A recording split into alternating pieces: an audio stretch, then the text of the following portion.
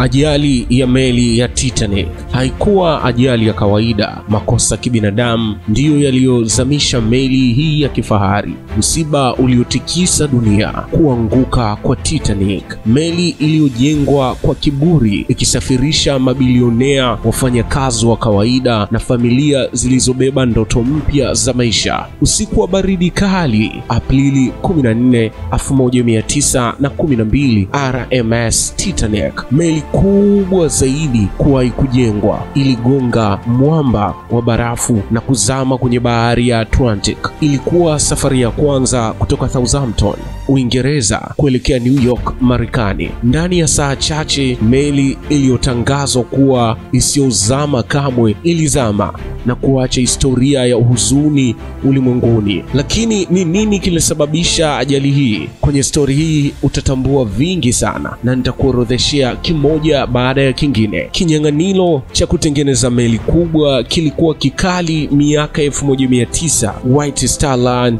wakaamua kujenga meli ya ajabu inayotambulika kama Titanic yenye urefu wa mita 269 ambazo ni sawa na futi 882, uzito wa tani 1046, uwezo wa kubeba abiria 2224. Titanic ilionekana ya kisasa na salama kuliko meli zote. Ilikatishwa sehemu 16 kwa usalama, ikiaminika kuwa hata maji yakivuja sehemu moja, zingine zingebaki salama. Lakini ilikosa kitu kimoja muhimu: boti za kutosha za kuokoa maisha. Ilibeba boti 20 pekee. Ilihitaji angalau boti 64 kuokoa wote waliokuwemo. Hii ilikuwa kosa la kwanza la hatari sana. Aprili 10, 1912, Titanic ikaanza safari. Ilikuwa safari ya matumaini. Matajiri kama John Jacob Astor wanne, wafanyakazi wakihamia Marekani, familia za kawaida zilizoamini ndoto zao mpya. Safari ilianza kwa utulivu. Titanic ikasonga kwa kasi kwenye bahari ya utulivu, lakini nahodha Edward Smith alikosea vibaya. Aliruhusu meli iende kwa mwendo wa juu hata baada ya kupewa taarifa za miamba ya barafu. Kwa nini? Utakuwa unajiuliza. Alikuwa na imani kubwa kuwa Titanic haiwezi kuzama. Alitakiwa kufika mapema New York kwa sifa na vichwa vya habari, na hapo ndipo giza la mauti lilipoadia. Titanic ilipokea onyo la mwisho kuhusu miamba ya barafu, lakini taarifa hiyo haikufikishwa kwa nahodha kwa wakati. Dakika chache baadaye, iceberg right ahead, mlinzi akapiga kelele, lakini tayari ilikuwa imechelewa. Meli ilijaribu kugeuka kwa haraka, lakini mwili wake mkubwa ulikuwa mzito mno. Titanic ikagonga mwamba upande wa kulia. Maji yakaanza kujaa kwa kasi ya ajabu. Dakika 10 baadaye, wahandisi wakatambua Titanic ilikuwa imehukumiwa kuzama tayari. Ilipewa masaa mawili tu kabla ya kutoweka kabisa. Sasa ikawa vita ya kuokoa maisha. Titanic ilikuwa na boti chache sana, zinaweza kubeba watu 1178 tu kati ya watu 2224 waliokuwemo ndani ya meli. Waliopata nafasi kwanza, wanawake na watoto. Matajiri wa daraja la kwanza, watu wa daraja la tatu walizuiliwa kwenye ghorofa ya chini wakihangaika kutafuta njia ya kutoroka. Katika vurugu na taharuki, wengine waliruka majini kwa matumaini. Wanawake walitenganishwa na wanaume zao.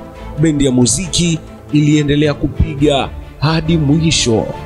Saa 2:20 asubuhi, Titanic ikapasuka vipande viwili na kutoweka baharini. Waliosalia majini walikufa kwa baridi ndani ya dakika 15. Walikuwemo watu 2224. Walionusulika ni zaidi ya 710. Waliofariki ni zaidi ya watu 1500. Ijapokuwa idadi halisi inatofautiana kidogo kulingana na vyanzo. RMS Carpathia iliwasili kuokoa manusura wachache waliobaki, lakini wengi ilikuwa imechelewa. Ajali hii ikawa moja ya majanga makubwa zaidi ya bahari kuwahi kutokea. Najua swali lako bado limebaki, ni nini hasa kilisababisha ajali hii? Niko hapa kukupa baadhi ya sababu ambazo nimezi notice.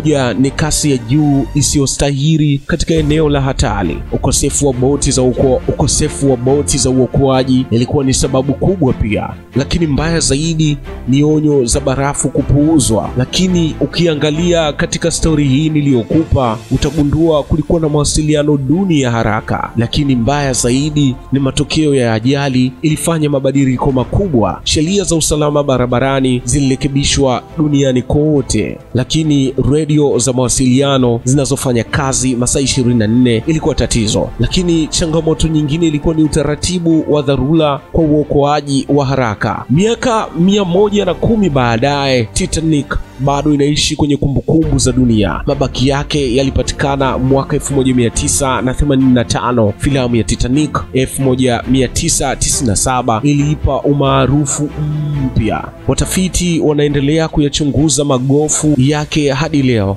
Ajali hii imebaki kuwa somo la gharama ya kiburi na kujiamini kupita kiasi. Titanic haikuwa tu meli, ilikuwa onyo la kihistoria. Ilikuwa ishara ya kile kinachotokea binadamu anapodharau nguvu ya asili. Ajali ilitufundisha usalama ni muhimu kuliko fahari. Tahadhari ni muhimu kuliko teknolojia. Kwa leo nimeishia hapo, lakini mengi uliojifunza unaweza kutuandikia hapo chini kupitia ukurasa wetu wa Mtitu Media. Mimi naitwa Eli. Chao.